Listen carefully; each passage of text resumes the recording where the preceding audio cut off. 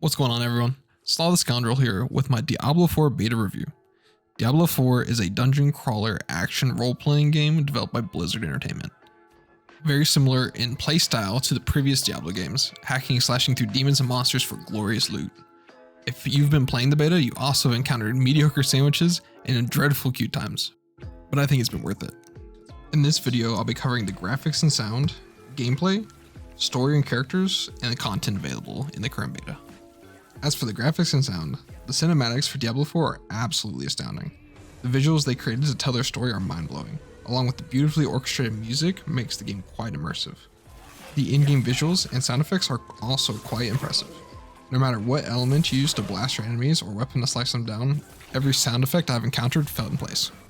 For the gameplay, if you enjoyed Diablo 3's gameplay, you're sure to enjoy Diablo 4's as well. As far as gameplay mechanics go, the only three class options currently are the Barbarian, Sorcerer, and Rogue, with future classes being Necromancer and Druid. With the extra customization allotted in the talent tree, how you build your character's abilities creates a sense of curiosity and adventure looking over all of the possible new spells. I personally really enjoyed trying to optimize my build with each new legendary I acquired.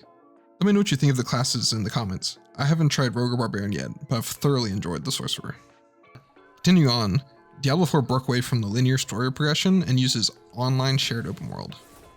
It offers more freedom to the player to go where you want and to do what you feel like doing, but in my opinion it also takes away from the feeling of importance and urgency of the story itself.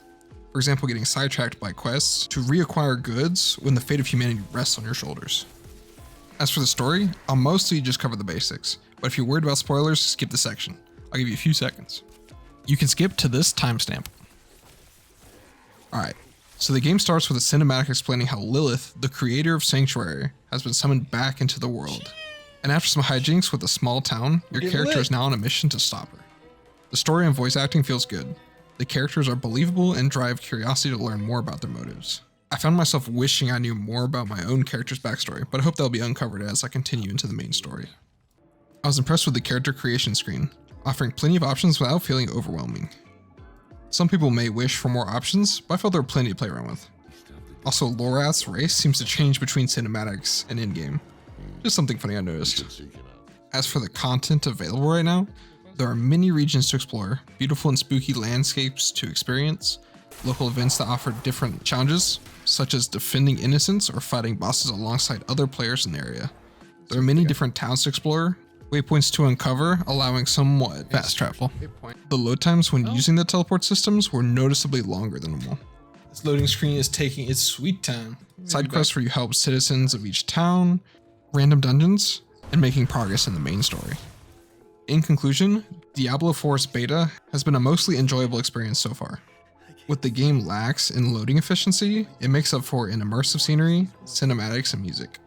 The gameplay is familiar, while also having its own spins on new abilities and customization, feeling fresh and creating excitement to try different builds. The story is enjoyable, but easy to be distracted from by all the options available to you.